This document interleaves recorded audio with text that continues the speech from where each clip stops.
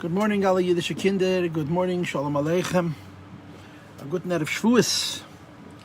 And the Nusach HaMekubal, which is, of course, originally from the Friedrich Rebbe, the previous Lubavitcher Rebbe. The Rebbe repeats over and over and over again. Kabbalas HaTorah besimcha bepnimius. We should makabel the Torah besimcha with joy, or bepnimius, in a way which is personal to us, inwardly. We're doing Kuf Yotes and Ois Ayin. Now, I don't want to say we're on the home stretch, but to quote Winston Churchill, it's not the end of the end, it's not the beginning of the end, but maybe it's the end of the beginning. We did a whole bunch of introductory classes, and then we did Aleph till Samach. It's quite an achievement. That's 15 out of 22 Oisias, and with Hashem's help today we're going to do Ayin. Be'ezer Hashem Yisbarach v'Yisala.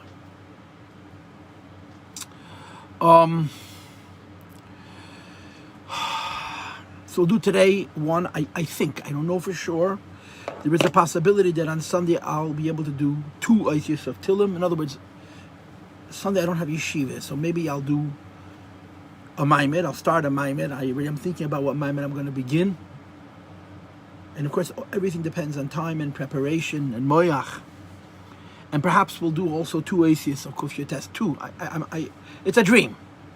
Because the Balabayas Deichik is trying to encourage me to finish. And Balabayas Deichik, I don't know if it's the Yetzer Tov or the Yetzer Hara. The Yetzer Tov wants me to finish, so it should be out there.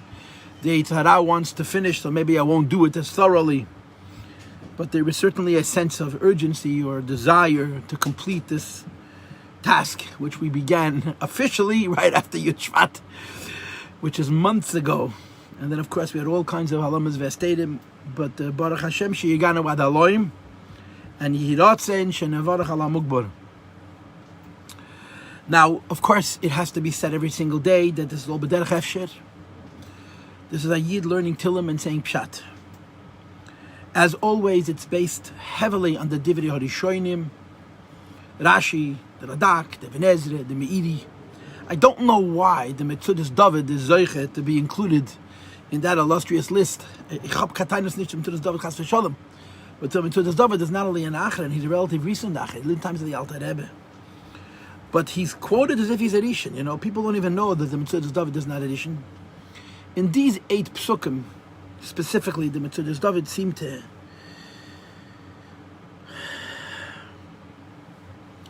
have a more severe interpretation than the Rishonim did, I felt. Maybe I'm just biased. But I learned, Bli Neder, Be'ezer Hashem, these Rishonim, Rashi, and Ibn Ezra, and the Radak, and the Meiri. And what's remarkable is how dissimilar their Pirushim are. They all say a few words on each one, and they sound the same. You look closely, they're saying different things. And oftentimes not just different, but opposite things. And occasionally, each one of them will say 1 or 2 or 3 different pshatim. One of the psukim, and these 8, of course, is the famous pasuk. There's 2 psukim in this collection that are very, very famous. The most famous of these psukim, of course, is what's brought in the end of Brachas. Eis lasas la deshem efeilu teresach hakuf chavav. Eis lasas la Hashem. The Meiri alone has 9 different interpretations on Eis lasas la Hashem. And in his 9, you more or less have a collection of what Rashi says and what Ibn Ezra says and the Radak says. But euch nicht den ganz. And of course, the other most important pasuk in this sequence of 8 psukim is Arev Avdach Alatev Al Yashkuni Zaydim, because in the Minik Chabad, this is the ayin of Kras Satan that we say before Tkiyas. Right before Tkiyas Shefer, we say 8 psukim. We start with Min HaMeitzah, and we finish with Ol Olakim B'Sruah. And between those 2 psukim, we say 6 psukim that are Oisias Kras Satan. Keli Shima, Sosanechi, Reish Devarcha, and then Arev Avdecha, which is the one we're doing today. And then we have Sosanechi and Tuv Tam Vadas and Nidves Pi. All of these psukim, these 6 psukim, are from Kuf Yotes, Psalm 119. Some of them we've come across before, and I haven't necessarily given them the attention you would think I would, considering that they're part of Tkiyas, because I'm trying to teach this Pedic in the context of this Pedic, not in the context of other things. But today's pasuk, Arev Avdachol Atev Al Yashkun Yizedim, is incredibly central to the spirit of these 8 Pesukim. Now, I don't know, how broken my record is, but I keep on saying that I'm using the Rishonim as my base. The bottom line is I'm giving my own pshat. I'm saying a pshat. And it's become more and more so in the last few ACS, Mem, Lamed even, Mem, Nun, Samachayin. The pshatim are more creative. And I don't know if I have changed or the Pesukim have changed. I would like to believe it's the Pesukim who have changed and not I. But the Adam Kodev Eitz Alatzmei, which means I'm sort of getting so comfortable with the Pedic that I'm allowing myself to say Pirushim, which may be Rochik min Pshat, Rochik min Pashtanim, min Meforshim. That's certainly true today. It's certainly going to be true in today's limud. And again, I'm not going to say I'm making anything up, but I'm certainly going in a certain direction. I'm steering the Pirushim in a certain direction. And again, like yesterday, I don't want to focus on the most gvuradik, the most draconian, the most punitive of the different mefarshim. You have the same words again. Al yashkuni zeidim, punish them, don't punish me, protect me. The same ideas over and over again that we've discussed in the earlier Oisius, right? Specifically, I guess, Chaf and Lamed, where we did the gvuradik Pesukim based on them. That was for sure based on the mefarshim. About the fact that the Avera Bas Sheva, that was Chaf, if I'm not mistaken. And then, of course, the fact that David was, quote, Nana Meyuchas. That was Lamed, if I'm not mistaken. Yesterday, or 2 days ago, Tuesday, I directed the meaning of the Divrei Rishonim. I didn't chas v'shalom take their words out of their pshat, but instead of talking about punishing people, I talked about healing people. And I'm going to try and do a similar thing this morning as we do Eis Ayin. Now, Rabbi say,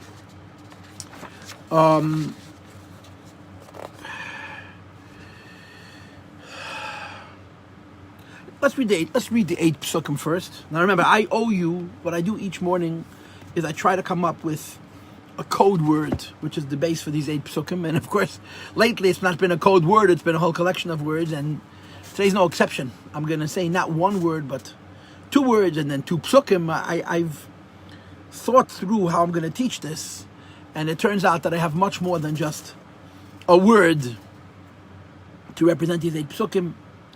And of course, Im Shagisi Hashem Hatev Yechaper Ba'adi. There's 2 kinds of mistakes. One kind of mistake is an error. Another kind of mistake is a real mistake, where you're not misunderstanding the Torah, but you don't want the Torah to mean what the Torah means. Mipnei sibis pratius or shoynes or meshunes. And we ask Hashem for siyata d'shmaya in all of the above, especially the latter category. Now, I'm going to read and teach these 8 Pesukim, and then we're going to have our introductions. I'm going to tell you what my words are, and then we're going to navigate into the Shir of today. Pasuk Kuf Chaf Aleph. Asisi mishpat tzedek. I have done righteousness, judgment, and righteousness. Bal tanechenu l'eshu. Do not leave me to my oppressors. Don't leave me vulnerable to my oppressors. Arev avdachol atev. Arev is meant by most of the mefarshim to mean protect, guard, like the word arvus. In English, it translates improve. I don't know where that comes from. Arev, improve. Arev is meant to mean either arvus, that means to be a guarantor, like avdacha orav hanar by Ben Yehuda and Ben Yamin, or kol yisrael arevim zebezen lashon for Chazal, or, and by the way, it's out of Shvuas, and one of the inyanim associated with Torah is the inyan of arvus, so it's b'hashgacha pratis, or avas lashon arevus and sweetness. Arev avdacha l'tev, make your servant sweet. L'toiv, give him sweetness that he should go in the direction of Tev. Al yashkuni zeidim, that the sinners should not oppress me. Now I want to just point out that in the first pasuk it says Bal tanicheni lo ishkoi, and in this pasuk it says Al yashkuni zeidim. And I have a vague recollection that the Rebbe once, when he said this pasuk, instead of saying Al, said Bal. But this I'll never forget. I'm interrupting. Tafshin Memches, which is, of course, it was Shnas Hakel. It was such a positive year, and it would all turn dark when the Rebbetzin Chayamushka was nostalgic on Chof Beis Shvat of that year. The Rosh Hashanah before, there were a lot of things that happened that were simonim, that it was not going to be a fun year. There were kama v'kama indications. And one of them was by Tkiyas. And as long as I live, I'll never forget it. The first day Rosh Hashanah, so the Rebbe used to sing 8 Pesukim, right? The first pasuk is Menameita, the second pasuk is Koili, the third pasuk is Reish Devarcha, the fourth pasuk is Aroiv, this pasuk here. So normally the Rebbe would sing like this: Aroiv avdechol toiv al yashku nizehidim. Or sometimes he would sing Aroiv avdechol toiv al yashku nizehidim. That was standard, yeah. That year, the Rebbe sang Aroiv avdechol toiv, and he said al yashku nizehidim. He did it on both days that way. But the first day, when he said Al, there was a cry from Yechid Shabenefesh, Mamish. You know, you hear stories about a gevein, a oisprech, a cry. The whole thing was a second. But the Al, the first day of Rosh Hashanah, was with a bechia atzuma. It was a kind of cry that a human being can't do. It's a godly cry. The best artist, the best actor, the best chazan in the world cannot imitate that Al. But it was a cry of Al, which as long as I hear it, was a gevein, a oizgesprech from gevein. And when the Rebbe passed away, I immediately, there's a few things that happened that Tishrei, by HaKofes, about the Rosh Hashanah. But I thought back to this Al Yashkuni Zayd. I'm just sharing it with you. And sorry about the digression. Einai kolu Yeshua secha. My eyes are kolu. They go out to your salvation. Hope, wish for your salvation. The death for your salvation. And the words of your righteousness. And you know that the word amira also means thought. And you'll see later why I'm saying this. I say im avdecha, do with your slave, with your servant, as is your kindness. Teach me your chukim. Avdecha oni. And he says again, I'm your servant. Havineni. And I want to understand. And I want to know your witness. And of course, a slave, by definition, is kaspayu. That's the halacha. He's the property of the slave holder. And arguably, he's not entitled to anything. He's certainly not entitled to understand. The whole union of Avdus is Kabbalah Seil. And here, David says about his Avdus, Chukecha lamdeni, teach me your chukim. And even stronger, he says, because Avdecha Ani, therefore Havineni. These 2 psukim will deserve our attention. We're going to get back to them. And of course, the most famous, there are occasions where you have to do for God Almighty. The Torah has to be destroyed. There's so many different interpretations in these words. That are very positive and that are very negative. That Rishoyim are, when there's a moment to do for the Eibush, the Rishoyim are doing faket. When the moment of great vulnerability, the Rishoyim are undermining. But there's also interpretations, especially from the Imi about Tshuva. To do for the Eibush, even for those who have been Mayfir, the Torah, that they also should have an opportunity to do Tshuva. And that's really the direction I'd like to go in. Al Kain, because of all of the above. Therefore, after mitzvah, I love your mitzvahs. Mizov mi pos, more than gold and better gold, fine gold, pure gold. And he says again, Al Kain. Therefore, because of all the above, kol pekudah yisharti, all of the pekudah, the mitzvahs that everybody holds of. Kol pekudah means all. This is the meiri. All the mitzvahs that everybody holds of, and the meiri says vas min kol pekudah choil, that the yesodei hadas, the theological, philosophical foundations of Yiddishkeit are pekudei koil. Even lahavdil goyish thinkers agree with them. Yisharti, I have made, they are straight and I have made them straight. Kol erech shekas anesi, in all the ways of that are false, sanesi I hate. That's the simple touch of these 8 pesukim. Now I want to give you my insight. And I want to start with this. And again, I make this very clear. I don't make it up. I'm not smart enough to make it up. But I do contextualize it. I give it context. I give it a mishbetzes. I put it in a frame. And I do have leeway. I have choices, right? Bichlal, David HaMelech, a lot of his words are very bitter.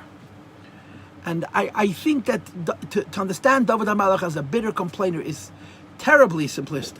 I mentioned this to someone close to me, and they said David had a hard life. Hey, David had a very hard life. But David was a very great man. He was incredibly religious, an unbelievable believer. So there's got to be a spirit, has to be a neshama to all of his complaining. And there's no doubt in my mind that David HaMelech wasn't just a kvetch who walked around all along and saying, kill him because he looked at me funny, and that other guy is no good for that reason, for this reason. There's a neshama to it. And this is how I'm going to be teaching these 8 Pesukim. Number 1, in the first page of the Tanya, the Akdama of the Sefer Tanya Kaddish, Akdama Samalakit, the Alter Rebbe brings an idea about Torah. The idea that he brings is that Torah consists of Haniglas and Hanistaris. Haniglas Pashat means Lomdis and Halacha Lamais. And the Alter Rebbe says, Agama Niglis, even a Nigla de Torah. There's a Beis Shammai, and there's a Beis Hillel, and there's a Rabbi Yehuda, and there's a Rabbi Meir, and there's a Elu ve'elu Divrei Elikim Chai. In other words, even on the most basic levels of Torah, the way Torah was given to us, it's subject to multiple interpretations. Everybody understands it their way, pardon me, and everybody has a different chush, a different gefil, a different sense of how to understand the Torah. It says, the Alter Rebbe alachas kama v'kama hanistaris. What's hanistaris? Hanistaris is what we would call personal Judaism. And in Kabbalistic form, Vehanigles is Vav K. Hanistaris is Yud K. And the Alter Rebbe discussed this, of course, in the Gersa Tshuva, Perek Daled, or Bekama Makevis.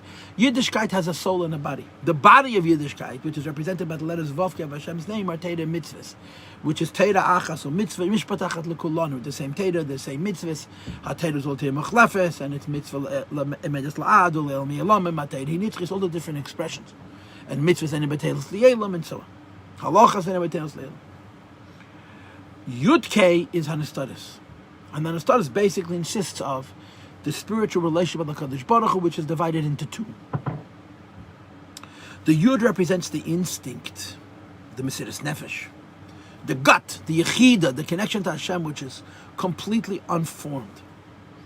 And the Hey, as it says in Tanya, there's a Sikha on it, includes all of spirituality. That means my learning, my meditating, and my feeling, and my emotion. If you're looking against the Tshuva Perek Daled and the Rebbe Sikha on it, you'll see that I'm not making this up, are all included in the Hey. So Yiddishkeit consists of a Nister and a Nigla. A Nigla and a Nister. The Nigla is Hamaisa Shayasan Ve'ela Shaleisa and the Teira mitzvahs that we practice. And of course the Teira, which is Leida, to know Hamaisa Shayasan Ve'ela Shaleisa.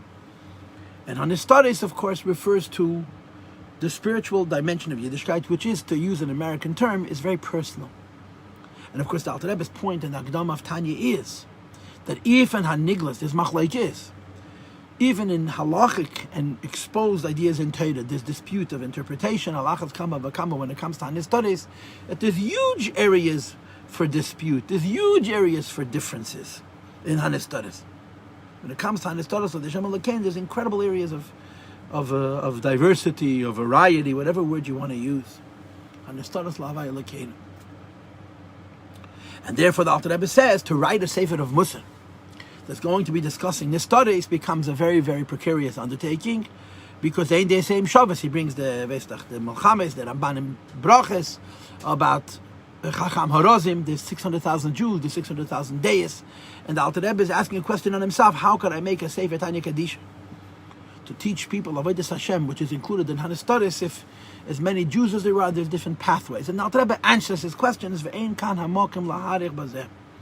What I want to extract from this is this notion of Haniglas Hanistaris. And by the way, this idea is mentioned again in the beginning of Tanya Perek Mem Dalet, chapter 44.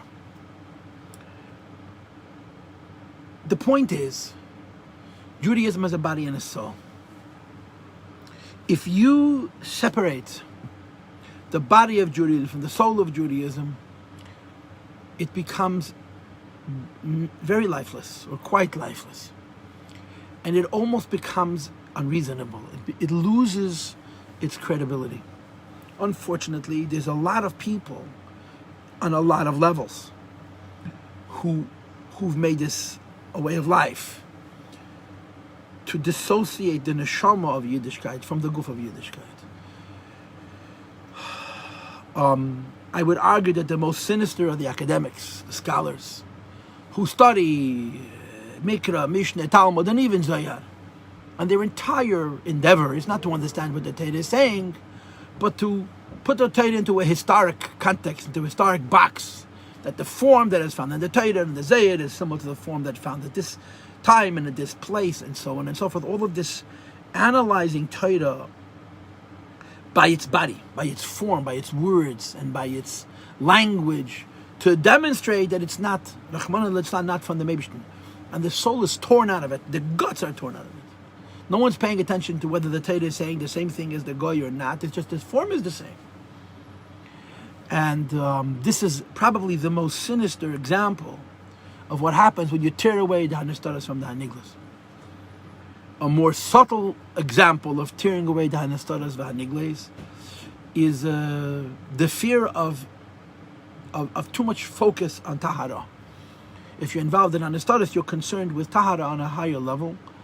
And, in America, in the modern world, and you don't want to be overly burdened by the need for Tahara and Machshava and so on, so it becomes useful to separate the Nista from the Nigla. And a third simply couldn't be bothered. It's just too difficult and too spiritual. Everything has to be clinical, cut and dry, intellectual, practical, and not esoteric. I will say that in today's Jewish world, there's a huge, huge resurgence, even amongst people who are quite modern. I mean, from people, and even not from people, to appreciate the need for a spirituality in Yiddishkeit, including Kabbalah.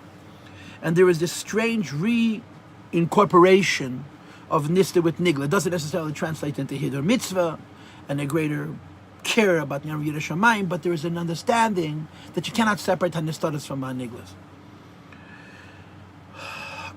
Be that as it may, I'm not trying to focus on us, but I am focusing on us. There were these two dimensions of Torah, Niglas v'Hanistaras. Niglas means what the words say. Hanistaras means what the words really mean. And like it says in Sfarim, that for a long, long time the Nista was not available. And Achman al-Litzlan, there were Jews who used to say that Teiras Meisha is Niglas and Teiras Ariste is Nista. People used to say that philosophy, this is the Nista of Torah. Achman al-Litzlan. Until, of course, Kabbalah came along, and then people realized what Hanistaras is. It seems to me that these 8 Pesukim are talking to this specific dilemma. The dilemma of what happens when you dissociate the Nista from the Nigla. When you steal the soul of Yiddishkeit from the body of Yiddishkeit, what's left is very unsustainable. It doesn't last from generation to generation because it doesn't justify itself, it doesn't have meaning. Don't misunderstand. A person who keeps Shabbos and kosher and makes brachas and so on is a frum Yid. But if you don't have a neshama, and the neshama is amunah, the neshama is simcha, the neshama is a sense of deyas nachenis and midas tevis, and not to be, as the expression is from the Ramban, is novel b'shus Torah, to keep the Torah mitzvahs, but otherwise to be a menuvel, an ordinary person doing a few extra actions because they happen to be a Jew, is tragic. And there needs to be a fusion, there needs to be a bringing together of the Haniglas and the Hanistaras. And that it's very important that the Niglas and the Hanistaras stay together for Yiddishkeit to have a wholesomeness. And what David is trying to communicate, he's talking to HaKadosh Baruch Hu. And he is saying, I get this. I understand the fusion between the Nigla and the Nistar. But I also get that anybody who's in the business, in the terms that we had in the earlier Pesukim, they're Zaydim, and they're Mefirim, and they're Oishkai. In these Pesukim have the word Oishkai over and over again. Or Roitfa we had in the earlier Pesukim. All the troublemakers, Limineim. In as much as they're picking on David HaMelech personally, that's one thing. But the truth of the matter is, if you're picking on David HaMelech, you're probably picking on David HaMelech's boss, which is Atzim Musam Hus Ein Sei Baruch Hu. One of their techniques that's going to bring a kaltkeit, a coldness, and a lack of passion and joy into Kiyam HaTeiro Mitzvahs is the separation between the Nistar and the Nigla. And it seems to me that David is talking to this, that he appreciates, the need to keep the Nistar and the Nigla together. He also appreciates how easy it is to separate. It doesn't make sense. What's the proof? This book didn't show up till 700 years ago. Why are you saying it's 2,000 years old? I'm talking about Isaiah. And on and on and on and on. Or nobody understands it anyway, so why waste your time trying to understand it? And it's very spiritual, it's not down to earth. All of the tightness about the separation of the Nistan and the Nigla, make this unique need and vulnerability very serious. In other words, on the one hand, David is saying, I get the need that Nistan and Nigla has to be one Torah. And the way a Yid lives his life, it's not just that he's doing mitzvahs because he read laws in a book. He's connected to a living Eibishter, and he's doing living mitzvahs, and he's a living human being, because there's a neshama, there's a nista to everything that he does. There's a nista to Elokus, there's a nista to Teru mitzvahs, and there's a nista to him, like it says in the Zayar. Right? There's the Raisa, Kuchabrichu, and Yisrael, and Kulam, Sosim v'Galya. There's a Sosim of Yisrael, and there's a Galya of Yisrael, there's a Sosim of Teira, and there's a Galya of Teira, and there's even a Sosim of Kuchabrichu and a Galya of Kuchabrichu. However we understand that, then you have to keep the Sosim and the Galya fused. And David is saying, I see how easy it is to mess around with this, and I see equally how important it is that they should stay together. Now I want you to know that what compelled me to go in this direction, what is it that said to me, I spent much time preparing. I spend at least as much time preparing each class as giving it, usually more, literally. These classes are, like I said, they're a labor of love. They're not just love, they're also labor. And of course, it's a schus, and it's a siyata d'shmaya, and it's a bracha, and the ikrim of the gula mitzvah v'shlema, like the Rebbe Rashab said, Mashiach is going to come, wird sein gut. Wird reden, und mir will nahe hören. Mashiach is going to come, he'll speak, and we'll all be quiet and listen. Taken from a yad mamish. Even this Shavuos, before Shavuos, Teirach Hadoshim Iti Teitze. What compelled me to see the spirit of these 8 Pesukim as this phenomena of that Judaism has a soul and a body, a Nistan and a Nigla, and that it's very critical to keep Nistan and Nigla together? The answer is the Me'iri on Pasuk Kuf Chaf Ches. In other words, the last of these 8 Pesukim, and the last of the Rishonim that I learn each day, because I have a Sefer that has in one place Rashi Mitzudis of Enezer Adak. So I do them in order, and then I do the Me'iri. The truth is the Me'iri is later than those other Rishonim. Ebenezer and Adak also, the early Rishonim, both of them. Ebenezer before the Ramban. The Me'iri is in the last of the Rishonim. But I also do the Mitzudis. They all come in one book. So the last thing I read, and of course I also look in the Rebbe's Teira, on these 8 Pesukim, the Rebbe has one comment about Eis Lasses Hashem Mefeirat Teresach. I'm going to get to it later in Mitzvah Hashem. There is something very interesting. On this Pasuk Kuf Chof Ches, he says, the Lashon of the Pasuk is Al Kain, therefore, Kol Pikudi Koil. All of the Pikudim of Koil, Yisharti. The word Koil is written twice, and a lot of the Rishonim struggle with this, Kol Pikudi Koil. The Me'iri says something very enlightening, very, very enlightening, that's the right word. The Me'iri says that when it comes to the most important things in the world, and I'm putting words into his mouth, both ideas and practice and value and values and philosophy, most people agree. And most people doesn't mean Jews. L'havdil goyim. If you're a shtickle mensch, a decent person, your philosophy of life includes many very, very abstract religious ideas. And your practical philosophy of life has rules that are constant, that are basically universal. And that's what it said, Kol Pikudei Koil, the category of Pikudim that everybody agrees to. And he says specifically theological issues. The Rabbi Edi writes that people have been debating theology and philosophy for a very long time. The smartest amongst them, Yidden and Goyim Lahavdil, all agree about the fundamentals, about God and about the nature of God and his relationship with the world, and on and on. Of course, it's not so simple, but the Me'iri generalizes. He says, the Rubam Kekulam, in the vast majority, intellectuals, real intellectuals, who have a little humanity and a little humility, all agree on the big issues. Isn't it interesting, right? The basic beliefs that there is a God, and we have a purpose, and he is involved, and what we do matters. And how we treat ourselves and others matter. There's something called respect, not just fear of punishment. Decency. And even on the practical side, this the Me'iri doesn't say, this I'm adding. We all agree, like Tignef, like Titzach, like Tana, like Tachmed, you need, the Gemara says, we learn from animals these midas. So there's a category called Pikudi Kol. Everybody agrees. Everybody agrees. Everybody agrees. There are some who don't, says the Me'iri, but there are a few.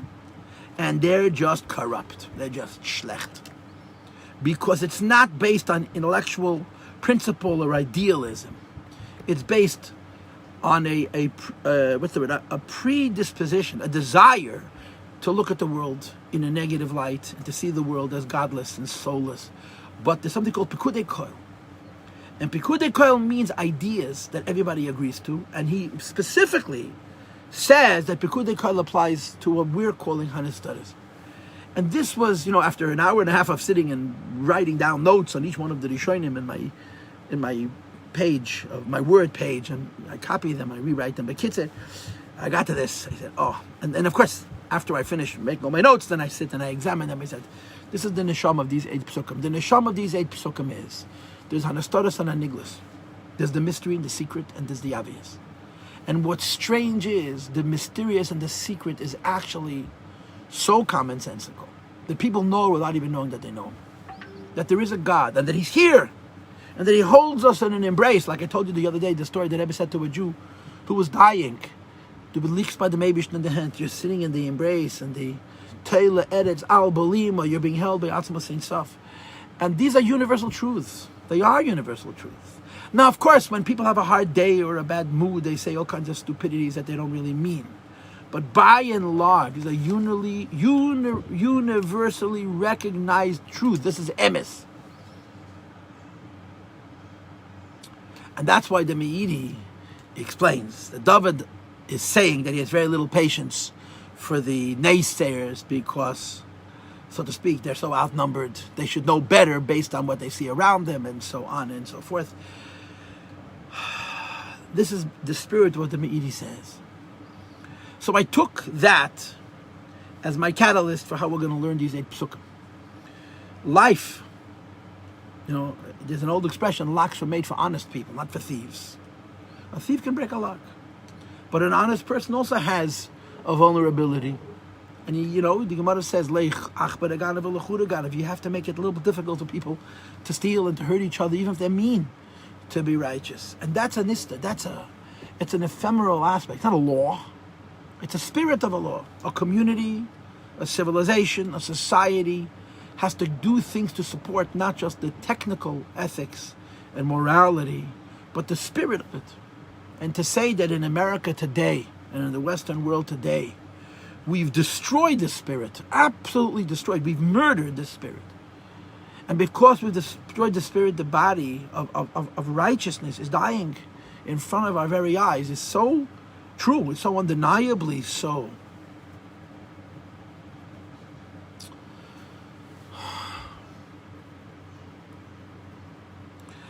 And that's what David is talking to.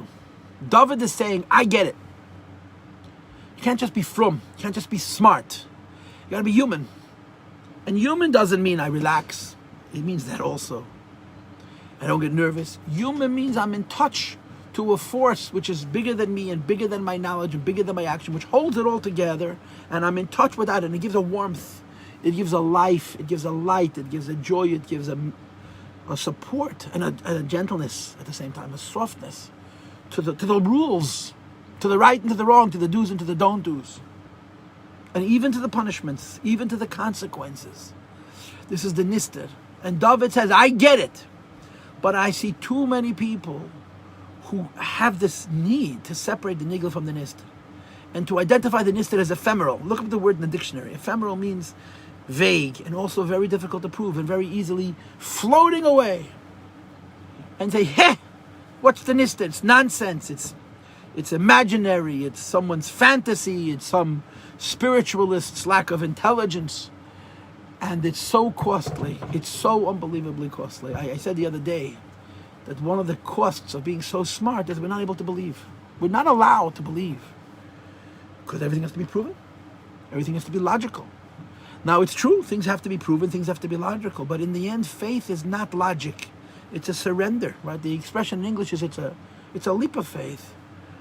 And that simplicity has been stolen. It's been stolen from the modern world. And it's tragic. It's so costly to us as a civilization that to be a real believer is considered to be a fool. You got to be a complicated believer, to be an agnostic. And it's incredibly sad and tragic. And its root, from a philosophical perspective, is when you separate the soul from the body, the nista from the nigla, when you understand the laws and the ideas and their usefulness, and you lose the spirit. Somebody gave us these laws, and these laws have a context, and we live in somebody's world, namely HaKadosh Baruch Hu, Atzmas Mahus, Ein Seif Baruch Hu. When you tear those two things apart, you still have law, you still have order, you even have Torah mitzvahs, but it's very unalive, and it's like I said, its sustainability is almost zero, and it's a tragedy. It's very, very tragic. And David is talking to his personal recognition of this. He's talking to the challenge that he faces as an individual and the world faces as a whole, where people are tearing apart the nista from the nigla, and he's begging HaKadosh Baruch Hu to preserve him and to strengthen him, to not lose sight of that bond, of that link, of that coupling, as it were. This is my first introduction. That took a long time. My second introduction is really, first of all, the code words. What are the code words of these 8 Pesukim? I could say the code words of these 8 Pesukim are the word Avdecha, and I'm not going to say that for Kama B'Kama Sibis, because I wouldn't want to use the word Avdecha without using the word Havineni. Yeah, how many times is the word Avdecha on these 8 Pesukim? I think you have it 3 times. My notes are so stretched out, I can't even see the Pesukim. How many times in these 8 Pesukim you have the word Avdecha in Kuf Chav Beis, in Kuf Chav Daled, and in Kuf Chav Hey 3 times? So it would stand to reason that you would use Avdecha. It's the word which appears most frequently, although you have the word Oishek, Kama Pomim as well, I believe. Maybe not. The Mefarshim certainly make it seem like it repeats itself over and over again. But we're not going to go with Avdecha. We're going to go with the words Al-Kain. Al-Kain, the last 2 Pesukim both begin Al-Kain. Al-Kain means therefore. And the connotation of therefore means, because I get, there's more to it than there is to it. Therefore, that's the Al-Kain. Al-Kain, because I appreciate how serious the nisted is, and the need to keep the nist and the nigel joined. Al-Kain, therefore, this is what I'm asking for, this is how my life is lived, and this is what's real. So the Al-Kain is going to speak to David HaMelech saying, since I understand how unbelievably critical it is that the nigel and the nist remain joined, and since in the world this is one of the greatest contention, it's one of the greatest areas of vulnerability to human beings, not just being evolved animals, but being in the image of God. Therefore, the therefore is very important. So we're going to say that the key of these 8 Pesukim is the therefore. Therefore meaning, now that I get it, therefore. Now that I get that there needs to be a chibur between nigla and nista, Al-Kain, therefore. That's how we're going to read these 8 Pesukim. Now, but there are 2 key quotes in these 8 Pesukim. The first is a request, and the second is a message. The request is, the bakasha is, Arev avdecha latev al yashkuni zeidim. Arev, guarantee, support me, make Yiddishkeit sweet for me. And the sweetness in this context means, bring a nisted into my nigla, bring a neyam avaye, and a shashui amelech batzmusei, a sweetness into my Torah and mitzvah, so that the soul and the body should stay together, the nist and the nigla should remain whole, as a unit, which will make my life and the world wholesome, healthy, complete. That's the request. And then there's the message, and this, of course, is beyond a doubt the point. There's a time to do for God, and occasionally doing for God requires to break the Torah. You know how you say, don't be an idiot. There's a Gemara that discusses a category of human beings called the chassid shoita. Very righteous, and he's an idiot, he's a fool. You know, I use the word idiot, it's not a nice word, but I've used the word fool. Fool is so benign, it's so sweet, it's so harmless that you don't get it. Don't be an idiot. The examples that the Gemara brings for chassid shoita is isha tevas bayam. You go to the beach and a woman is drowning. I can't save her. Shoymin agia. It's an idiot. A chassid, a banadiot. And eis lasas laHashem eferet teresecha means, don't get technical on me. Appreciate that there's a neshama There's a nista to the nigla. And that the nista and the nigla must be joined. And if you're not aware of the need to sustain this coupling between the nista and the nigla, even if it requires what looks like Hefeiru Teresech, like Rabbeinu HaKodesh wrote down the Mishnah, Hefeiru Teresech was violating a Hefeiru Halacha, which is a pasuk in Pashas Kisisa. Ksevas Advarim Me'ela, says Rashi, based on the Gemara, Advarim Me'ela, you're allowed to write, and Teresh Bapeh, you're not allowed to write, and Rabbeinu HaKodesh wrote it down. Why did he write it down? Because he appreciated the connection to the Nigla and the Nisted. What's the Nigla and the Nisted? That the Jewish people have to survive in Golus, without Nevuah. It's not going to happen without writing on Teresh Bapeh. And the Ezra Sefer, and the Anjekes Segedela, how many Hefeiru Teresechas are they guilty of? They changed the entire, like I always say to people, the only reformation in Judaism, which is a correct reformation, happened in the times of Ezra Sefer and the Anjekes Segedela. The same people, the Sefer and the Anjekes Segedela. They reformed Torah, and they didn't reform the Torah because the world told them to reform the Torah, because we're now modern, and we have new liberations, and we have new, what are they called, lifestyles. They reformed the Torah to preserve the Torah, and to keep the link, the coupling, the holding together of the Nista and the Nigla. And that's really the yesod of these 8 Pesukim, the message. You have to keep Nigla and Nista together. Yeah, when the Zayah writes that you're not allowed to study Kabbalah, and then the Zayah writes, same Zayah, B'hai Chibura Deloch, Yifkum B'nei Yisrael Begalusa Berachmi, that at the end of time you get not only, like the Arizal writes, that not only is it mutter, but it's mitzvah l'gal zeh chachma. It's permitted and it's a mitzvah to teach Seid, Pnimius HaTorah, Kabbalah. That years and years ago it was for Yechidei Skula with all kinds of Ahodes, no kinds of Achones, and now every Bar Beirav the Chad Yem is a big Mokubel. And this is part of the Eis Lasas Lashem Hefeiru Teresecha. It's part of the understanding of Reiv Abdul Chalatev Al Yashkuni Zeidim. If we're going to survive, you have to keep the Nigel and Nista joined. Maybe 1,000 years ago the Nista was pure Emunah, Ruchnius. Now the Nista has to be nourished. That's just to learn Chassidus. You know the Maisa that the Alter Rebbe met, the Middle Rebbe, the Matla Chernobyl, the son of Reb Nachum Chernobyl. And the Matla Chernobyl was not his father. His father, Reb Nachum, he was much older than the Alter Rebbe, but he had a lot of respect for the Alter Rebbe because they were Talmidei of Maggid. The Matla Chernobyl was closer to the Alter Rebbe in age, but the Matla Chernobyl did not agree with the Derech of Chabad at all. And they had a meeting, the Middle Rebbe, his Alter Rebbe's son, the Matla Chernobyl, and they talked about Chassidus. So the Matla Chernobyl says, Eshteit yukach nama'at mayim. Water is a little. Ta'amei Chaim Zoch was a little, not a lot. So the Middle Rebbe answered him, das hat mir gesagt von Malachim. Ma'at mayim is from Malachim. For people you need to have harbe mayim. The harbe mayim is pnimius hatayr, it's nisted. We don't always understand it, but it infuses us with the nister of being a yid, with oil, with chayis, with neshama, with warmth, with a sense of the Eibush, the Teilers Habalim. It's not just rules, do's and don't do's. It's a living thing. And there's an Eis Las Hashem Hefeiru Teresecha to keep this nigel and this nister together. And that's what these 8 Pesukim are about. David says, I get it. David says, I see how precarious it is. David says, there's such a need to take steps that this nigel and nister should not chas v'shalom be torn to pieces, should not be separated from one another. And he's davening for himself personally and for Yiddishkeit, that this should not happen. And the Alkain, right?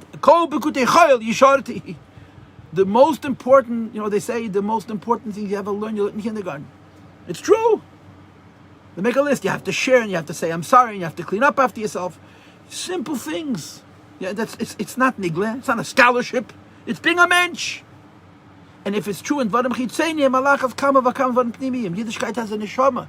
The neshama is Tahara, Kedusha, Adinus. If you could say something vulgar, and you could say something edel, so the Hanigla says, what difference does it make? I said it. If it's a halach of nivel pad, these words, what are the 7 words, are not allowed to say. But another Yid knows there's such a thing called Adinus, edelkeit. It's not only about not being vulgar, it's about being fine. Like the Rambam writes, Take. This is brought, by the way, in Ramban at the beginning of Pashas Kisisa, Shitas Rambam, and again, the Lashon HaKodesh.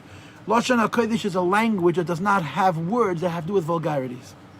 The Ramban jumps all over him. But that's Shitas Rambam. That's a philosophical thing. That's not a technical thing. It's not a law. It's an Edelkeit. In Meiden Nevuchim, in Rambam, in philosophy, that speaks of the idea that there's a soul to being a Yid, a human being, not just rules. And the soul requires a certain fineness. How you say something matters almost as much as what you're saying, because it reflects the nisted of the nigla. And when you separate the two, and you get people who are very intelligent, and therefore they say you can speak explicit and vulgar language because we're not prudes. It's a tearing apart of the nigla and the nisted. I'm giving you just this as an example. I guess I'm hyperventilating. I'm getting carried away. Okay, so let me just summarize. We did the 8 Pesukim side. I told you that the code words are the words al-kain, although some would say the word should be avdecha. And then I told you that the spirit of these 8 Pesukim is that there is a nisted and a nigla has to be kept together. And there's 2 Pesukim that speak more than any of the other 8 to this need. Arev avdecha l'teiv al yashkuni zeidim means it's a request from King David and the David HaMelech sheb'chalechet v'echad miYisrael that in us there should be a joining of the nisted and the nigla. And then of course then there's an instruction, that to keep this neshama joined with this goof, so Torah shouldn't become lifeless and technical and mechanical. Sometimes you have to have a Veda Teresecha. And of course the judgment has to be very carefully determined, because we all have biases and we use our biases to make ourselves correct, even when ultimately what we're doing is Hepech HaTorah. So practically speaking, this is our business for tzaddikim. Yeah, the Eis Hashem Veda Teresecha of me and you. It's for Rabbeinu HaKodesh. It's for the Arizal, it's for the Baal Shem Tov, it's for the Rebbe. You show me a Yid who can be more accused of a Veda Teresecha than our Rebbe. And there's always been somebody like that. You can say David HaMelech was that way himself. Certainly Ezra HaSefer was that way. Certainly Rabbi HaKodesh was that way. Ravina Ravashi was that way. No one's going to question that the Rambam can be put into that list of people. And the Arizal and the Baal Shem Tov and the Rebbe. Why? Because when the Eibishter sees a need, he sends a person. And that person knows the balance between holding on to change everything so that nothing should change. And you change everything so that nothing should change in the area of the Hanastaras. Not, you don't touch the Shulchan Aruch, chas v'shalom. You touch the Neshama, so that the Neshama and the Guf should remain alive if they're together. Enough. Asisi mishpat tzedek. I have been doing fairness, and tzedek means judgment. Bal tanacheni lo'oishke, do not leave me vulnerable to my oppressor. So we're going to translate here in this context that the oppressor's issue isn't sin. It's the spirit of sin. Now I'll do things that are wrong, right? But the neshama, the need to be pure and fine, is childish. It's babyish. It's unintellectual. It's based on fear. And David is speaking to this Baal Tanecheni L'Oishki, don't let those oppressors who in whatever ways want to separate neshama from guf should not succeed when it comes to me. And the 2 words are mishpat. Mishpat, of course, means judgment. That means the Torah and mitzvahs. And mishpat can actually be seen as a soft word. Mishpat means judgment. But mishpat means things that are logical. Asisi mishpat, I've been doing the part of it that are logical. And tzedek. Tzedek is din. It says in Zayat, tzedek is din. As I always tell you the difference between tzedek and tzaddik. I spoke about this in the introductory days. Tzedek and tzaddik is malchus and yesod. Tzaddik with a yud is yesod, Yosef tzaddik. Tzedek without a yud is malchus, and it represents a hard judgment, an exactitude, a precision. And David said, asisi mishpat tzedek. But of course, what David is saying is that there's a need for mishpat tzedek. And the need for mishpat tzedek is not, from a Gemara, which is sehr sharp, very sehr sharp. The Gemara says, why was the Beis Hamikdash destroyed? And the Gemara answers, they insisted on following the Torah, the letter to the law. There's a Gemara about Mitzvah. There was no Vasisa Hayoshav Atev, there was no Lufnim Yishuras Adin, there was no Pshara, there was no forgiveness. A guy told me he was divorced and now he's remarried. In his first marriage, the end of a fight against him. He was a young, stupid guy. He tells me himself, I had a fight with my wife, gain some of. What kind of shagas is gain some of? Embarrass your wife. Talk it over. And he went to the Rav one time too many, and she said, you know what? I'm not coming home. Not everything is a judgment. Not everything is a judgment. So when David says mishpat v'tzedek, he's not being stuck in that space of judgment. It's mishpat v'tzedek. There's a reason, there's a seichel, and sometimes you have to be very stubborn that the law has to be followed precisely. When is it mishpat and when is it tzedek? When the tzedek is supporting the neshama. And when the tzedek is tearing the neshama apart, then it's not good. The idea that Yiddishkeit is a soul. Right? The idea of pshara. Yeah, pshara. Lefnim yishar sadin. Compromise. You're dealing with human beings. And when we deal with human beings, sometimes that can be very, very exacting. When the exactness is for their sake, not for their punishment. And sometimes you don't have to be so exact. When the exactness may be technically allowed or correct, but it's spiritually destructive. And the balance between mishpat and tzedakah is something that David HaMelech had, right? You all know the source of this idea of mishpat and tzedakah comes from. By Avraham Avinu it says, at last it's mishpat and tzedakah. And then there's a pasuk which says, it's tzedakah or mishpat, last is tzedakah or mishpat. But the Chassidus doesn't bring that pasuk so much. They bring better the pasuk of mishpat and tzedakah rather than the pasuk of tzedakah or mishpat. And the vart goes, first the person judges himself. What do I need? But not only judges himself, how much do I need? Plus a college fund and a retirement fund and a slush fund and a safety fund and a rainy day fund. What I need. And the rest goes to tzedakah. So the mishpat is a kabezich, the tzedakah is a kabeyanim. For yourself there's a mishpat, for somebody else there's a tzedakah, which means a righteousness. But this is a bit different. You do a mishpat about tzedakah. When is precise enforcing of the law to the letter a correct mishpat? And when is this precise carrying out of the law destructive, even though it's legal? And you have to have seichel. You have to have seichel. That's the mishpat tzedakah. See, mishpat tzedakah, mishpat v'tzedek. I've been busy doing mishpat, understanding the balance, as they say in Yiddish, v'wayin and v'weis, where it makes sense or doesn't make sense. And he's therefore saying, I'm entitled to a bracha, to a shmira, and the shmira is Baal, don't leave me vulnerable to oishkai. Oishkai means the people who want to tear apart the mishpat from the tzedakah, and then enforce the tzedakah. It's law, it's legal. That's just achzarius. It's not necessary, it's not constructive, it's not good for the person you're punishing, it's not person good for the civilization, and so on and so on. I just want you to see that there's a base. Bal, because in the next pasuk you have al. Now I don't know the difference between Bal and Al, but I do know that it's out of Shavuos. And in the Memori Chasidus they talk about the difference between the base of Bereshis and the Aleph of Anochi. At the base of Bereshis is Chachmas, Ishtalshlus, and the Aleph of Anochi is higher than Ishtalshlus. So the Bal in the first pasuk is the base of Bereshis. That within the world itself there is a message of mishpat and tzedakah, of a balance between being severe in judgment and being sensitive in judgment that can be preserved by the base of Bereshis.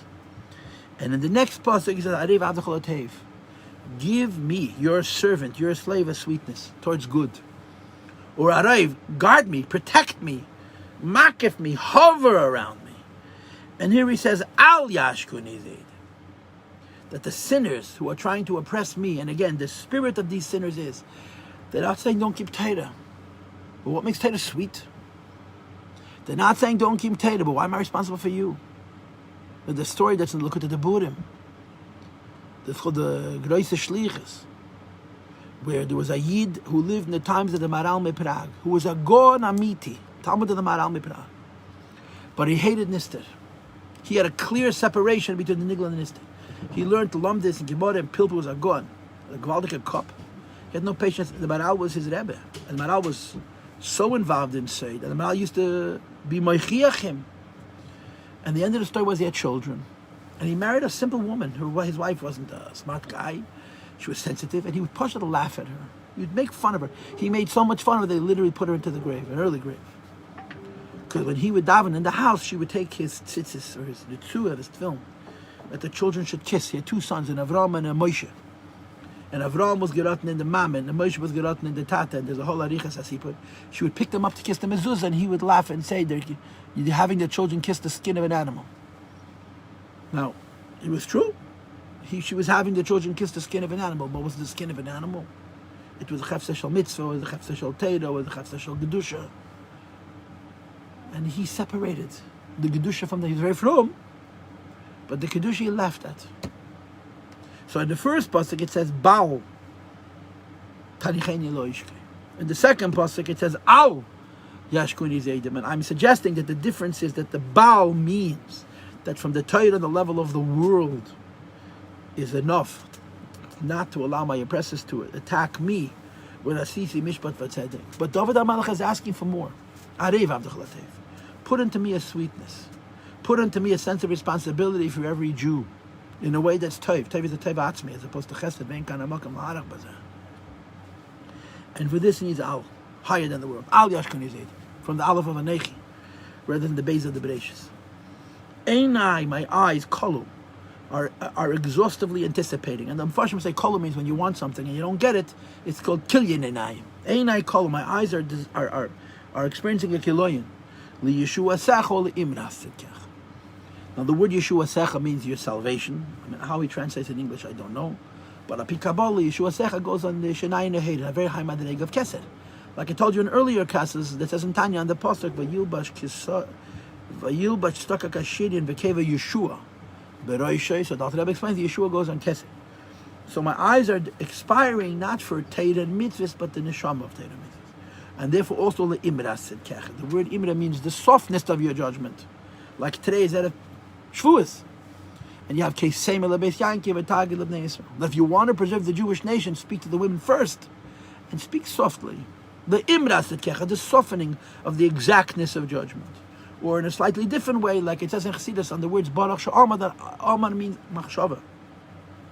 The Imras, the thought that's behind the judgment, the neshama that's behind it. To be to have seichel. I'm learning Rambam. I learned Perek Echad Layim. And not long ago we learned halacha. It's the Hilchas. Now we learn Hilchas Eidos before we learn Hilchas Sanhedrin. And the Rambam discusses how much leeway a Rav has if his kavanah is L'Shem Shamayim. And I suppose you have to say that the people are going to respect that. Unfortunately today, the Kapital, the Kapital Rabbonis is Yordad Offer, Mamish. It's a Rachmanis. And B'chlal, anybody, you stick your neck out. As a from a yid, they cut it off twice. As the Gemara says, Tul Kisne, Ben Shinecha, Envetem Tul Kate Ben Necha. I used to go on Talucha. Could be with Shavuos. It's a flat push. And I davened in a young Israel years ago. And the Rav's name was Harav Lustig. He was such a sweet Jew. He was a brother-in-law of Rabbi Zirkin from Eastern Parkway. Rabbi Lezer Zirkin, Zechen Levracha, a Sefer and a Sheikhet. Unbelievable Yiddish. They were shvogers. I think their sisters, their wives were sisters. And I went to him Kamashanim. And he was very sweet. He was very generous. He shared things with me. He was a child of the Holocaust. He came from Preshburg. His parents were killed. He was sent to England. The transporting. His father and his mother was Teire V'das. Rabbi Yankov Kamenetsky was his father and his mother. He went from his dormitory room to his chuppah. He's a Litvak, and he was very proud to be a Litvak. And he wore a gartel. And I asked him, why are you wearing a gartel? Weil mein Rebbe is gegangen a gartel. Who was my Rebbe? Rabbi Yankov Kamenetsky. Who was also a Litvish Rid. He told me some sweet things. I'm not going to repeat everything he told me. If you know how my brain works, I collect these things like every time you hear a word for a Yitzhak, for me it's so precious. And I find every excuse to repeat them. He came from Preshburg, which means he had a shaykhs to the Oberlander, right? Not Chassidim, not Misnagdim, Oberlander. Forgive me for saying it, the best Jews of Europe. Achasam Sefer Yidden. Good midas, fine people, humble people, and not extreme. So he told me that his kehila, the Rav of his kehila was the Nichach from the Chasam Sefer. Rabbi Kiva Yosef Sefer was the Preshburger Rav. And that when he obviously escaped Europe, went to Israel, and he saw the port of Haifa from his ship. So he opened up his kapata, and he took his talis cotton, and he shook it out, and he said, "Der shokolot kavod harabonis." I'm disposing of kavod harabonis. I know that from now on the Rav doesn't get kavod. And he told me, this Harav Lustig, that in Preshburg, the Rav could go over to the richest person in town. He said, not it could happen, it happened b'poil. And in front of everybody, he gave him a patch, in panim, in shul. And there was no reaction, not Peshas Maiseh, and not later. That was the Kavod HaTeira, the Kavod HaRabbanis. Unfortunately, that doesn't exist at all. doesn't exist at all. Fakert, we're looking for every, like Rashi says, Rabbeinu, Tarchonim, Sarvonim. If he stays in his tent too long, he's scheming against us. If he's coming out of his tent, everything is an explanation. Everything Rav does, teignisht.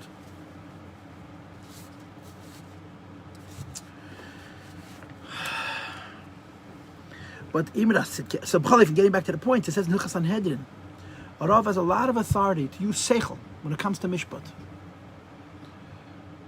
Even though there's a Yaakov Adin Sahar, the halacha is when you come to Bezdin, they offer you pshara, they offer you a settlement, which is always a good idea. Mishpat shalom shifta b'sha'areichem. But if you say no, you want to have a din. Once you establish you want to have a din, there's not allowed to be any rachmanis. What's lashna mishneh? You're not allowed to show difference in judgment. Judgment is cold and hard and steel. In that context, a Rav who has authority has a lot of leeway to see to it that it should be a mishpat emes and a mishpat shalom, and that's imras tzedkecha, the neshama, the thought, the softness behind exacting judgment. Asay im avnecha kechazdecha, do with your slave as is your kindness. Teach me your mitzvahs. And the next pasuk, Chav Chav Hey, says, Avdechani, I am your slave, havineni. Let me understand. Ve'edei sechas, I should know your witness.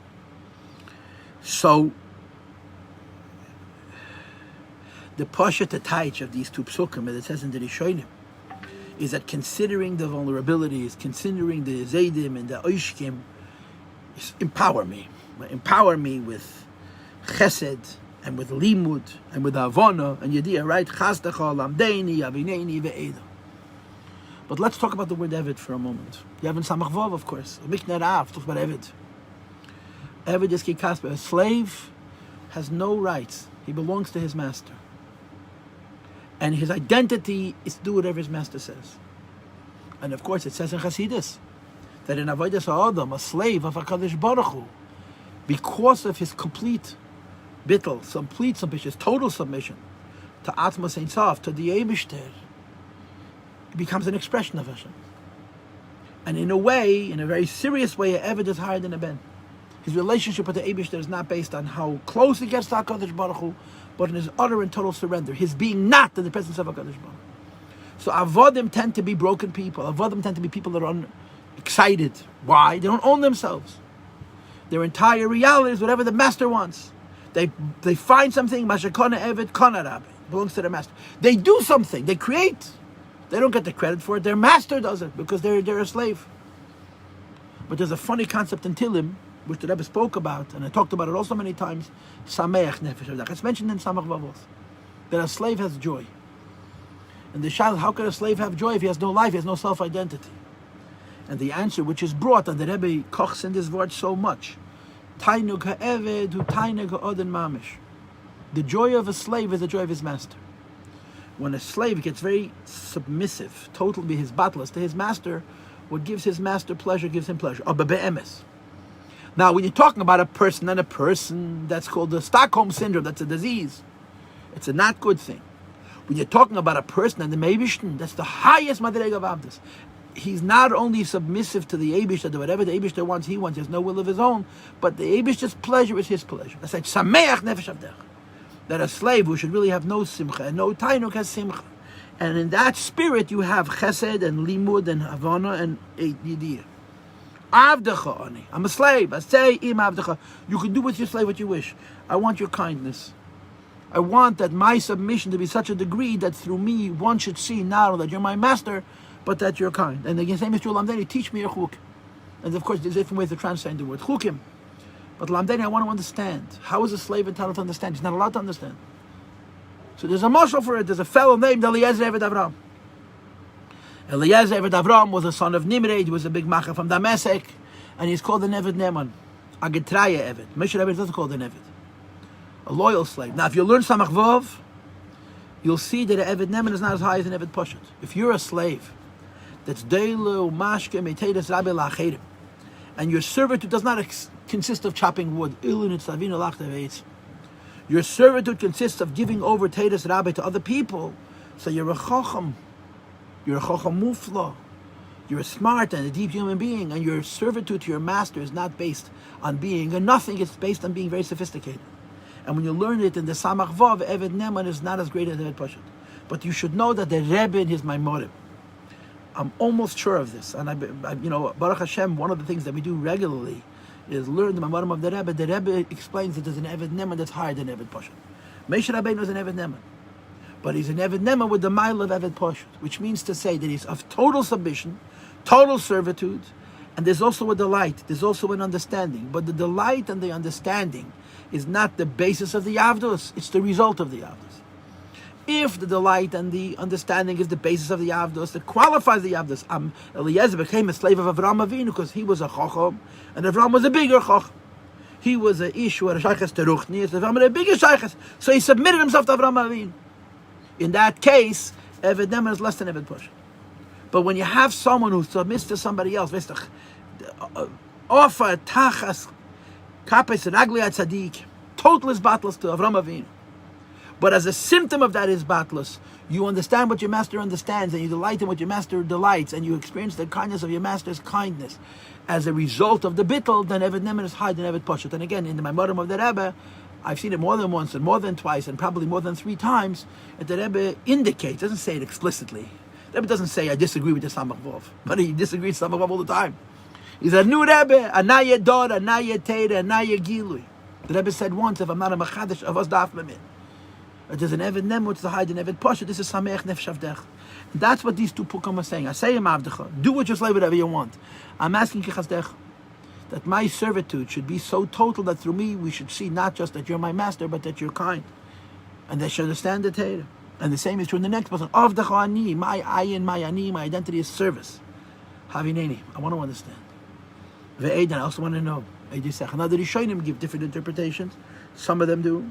But the way we're reading it is that the Havineni is it's not just a fortitude, not just a Shmida. It's a transcendence. The Shmida is the Avdos. Or to speak in the spirit of these 8 Pesukim, David's ability to see clearly that you cannot separate the Neshama from the Torah, from the Guf of the Torah. You cannot separate the Nigla from the Nistar. Expresses itself through his Avdos, through his servitude to HaKadosh Baruch Hu. And that's where his strength comes from. When he then says to the Eibishter, Kichastecha, Lamdeini, Havineni, and Ve'eda, this is after that. Now that the Shemitah is in place, give me that the Shemitah should be Ad Kedei Kach, that it shows itself also in a Tainuk, also in a Lichtigkeit, also in a Geschmack, also in an understanding. And then of course comes the key. Eis lasas la Hashem. There are times that in order to do HaKadosh Baruch Hu, the Torah has to be destroyed. And there's so many different mefarshim. Some of them are quite bitter. Of course, one of them means that you have to do Lefnim Yishuras Adin. Right? One of them means that in order to keep the Torah, you have to, so to speak, break the Torah to keep it. Shvirasan by Klichera says, Tommy, Shvirasan Zui Takanosan. And there's also the idea that Eis Lasas Hashem Avur Heferet Teresach, which is in Yinat Tshuva. That there are many people who are sinners. And most people who are sinners, certainly in our generations, are really shegigim. They don't know themselves what they're sinning against them, the nature of this. And sometimes they think that they know what they're doing. And the spirit of their sin is when you separate the soul from Yiddishkeit, from the body from Yiddishkeit, it becomes a dead thing. There's very little motivation to do a mitzvah, not to do an aveda, except for fear. And there's a time when the Eibishter embraces even the Heferet Teresach. People who dedicate themselves to breaking Torah because they wanted to steal from Torah's Kedusha. They wanted to steal from the Niglet's Nister, from the Gufet's Neshama. And then you could be Eisig B'Torah, Kamesh Eisig B'Tech Shalei, Novel B'Shus HaTorah. David HaMelech says, even the Heferet Teresach have a moment. Right? There's a Eis, Lases, Lashem, found out in Tanya, Perikov Hey. When the Rebbe talks about Tshuva, he mentions the idea of Dochak Hasho'o V'Nichnas. There's a moment. There's a moment when the doors of heaven are open. That the Chazal say, why did the Eibishter make the hey pasuach, or the world is pasuach from one to be chayter derech v'tshuva. Right? I forgot the lashon Gemara genoi, but the teichen Gemara is the Eibishter left an opening. Anybody can come in and do tshuva, and there's like the Meiri has 8 or 9 different types, and the last 2 are connected to tshuva. This is the ones we're going to focus on. Eis lases lahavaya. There's a time that the Eibush does for himself to even bring makabel in tshuva hefeda teresech, because it's taka difficult test. Whereas, since the fact is that the preservation of Yiddishkeit cannot be maintained from the letter of the law, you have to have the nistaras, and the nistaras are ephemeral, and the nistaras are vague, and the nistaras can be very easily mocked or disregarded. So b'meila, someone who made such a mistake needs to be given an opportunity to recognize the need that there has to be a joining together again of the neshama and the guf of the nigla and nistin from makabel and b'tshuva shleim. The Eibusher should heal. Maybe she should heal us all, or to use the lashon pasuk, which is brought in Kabbalah and Chassidus so much. Kilei yidach mimenu nidach. We're all the Eibushters. He made us for Himself. L'man hayasik yichelik adishamami. Ubemeil eis lasas l'Hashem mefeida teresacha. Even for those people who are made for the spirit of the Torah, and they don't see how being made for the spirit of the Torah will tomorrow bring to the chilul Hashem and the churban of the guf of Torah. There's a moment Eibusher has makabel them as well. Okay, now here's the point. Okay, therefore, therefore means what? Therefore, since there is arev avdachal tev, since Torah has a neshama and a guf, and they're kept together, and the Eibusher is a shomer, and the Eibusher gives an opportunity to do tshuva even to those who have failed to teresach. That's why I love Yiddishkeit. I love Yiddishkeit because Yiddishkeit is worth loving. Yiddishkeit is a bunch of rules, do and don't do, what's there to love? But when Yiddishkeit has a neshama, and the neshama of Yiddishkeit is the Eibusher, and the neshama of Yiddishkeit is the person, and the neshama of Yiddishkeit is the world. Al Kain, therefore, since there is a chibur of a neshama and a guf, to the extent that even hefeda teresach is esas lasas Hashem, the Eibusher gives them an opportunity to do tshuva.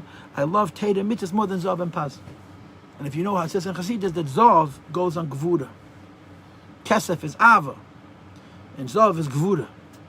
And it says in Tanya Perek Nun that there's a highest love is tagberes hazav ala kesef, a love which comes from gvura, not from chesed. Here he's saying, ahavti mitzvesecha mi zav mi paz. My love for Torah is even more than the madrega of avas Hashem, which is connected to zav, to be the sagvura. How is that possible, right? If you study Tanya, the highest love is the Tanya 50, Perek Nun. There's all different kinds of love that come from Mayim, Avas Elam, and Ava Rabba, and Ava Misuteres, and Ava Tivis, and so forth. And then you have Tagberes Avakas of a love which is generated by the person's own power that comes from Midas HaGevura. But there's an Alkain.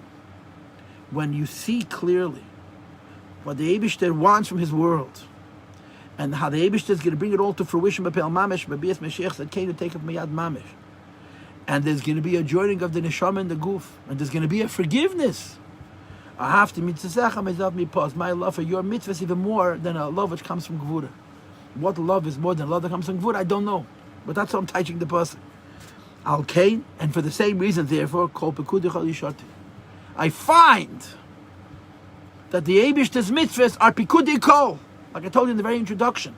The Meiri says that the key to these 8 Pesukim is David saying, real things everybody really knows, and the efforts that some smart people make in separating the nista from the nigos, not because they think it's wrong, it's not because they believe that it's a fantasy, it's because they see how it's going to cost them, and they don't want to pay that price, so they want to kill it.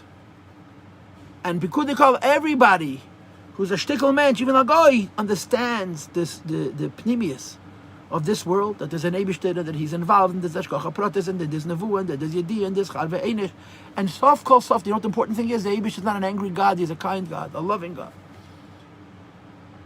Because there's a Nigla and a Nister. And Kol Pekudei Koil, the mitzvahs of the Eibusher that everybody knows. And I want to add, not just the Nister, like the Meiri says, but also the Leitirtzach, and the Leitigniv, and the Leitana, and the Leitachmid. It's called, Take, Chukim was werden geschaffen von Leben, but in Molle lein nit in Chas v'Sholom oyu made mesnies mechasuv v'gezel in the Molle. Everybody knows these universal laws because they are universal. And when you have a person who's a technician who's cutting and pasting, who's slicing and dicing and taking the soul out of it, saying, well, maybe not this way, maybe not that way, and what do you do in this case, with that case? And the whole kavanah is to take the neshama out of it. It's a tragedy. And David HaMelech says, Yishorti, they set me straight, they set the world straight. I set the world straight. With what? With Pikudei, with the recognition that absolute truths are universal truths. And everybody knows them. And these nudnikis with their Mishigassen are called Erech Shekas and Esi. I don't hate them, I hate their Erech Shekas. Why? There's nobody to hate. A person who gets so caught up in this cold academic approach to analyzing life, and you lose soul of the beauty of life and the purpose of life and the goodness of life and the goodness of man. It's a rachmanis on him. Now I'm going to finish now. I will admit wholly and shamelessly or shamefully that there's a lot of creativity here. I took a lot of license to Mizok. But the Yesod is not mine. I'm not smart enough. And I hope the Eibishter is makabel berotzen these divrei Torah, and I hope it's even from limud and even from the sederus.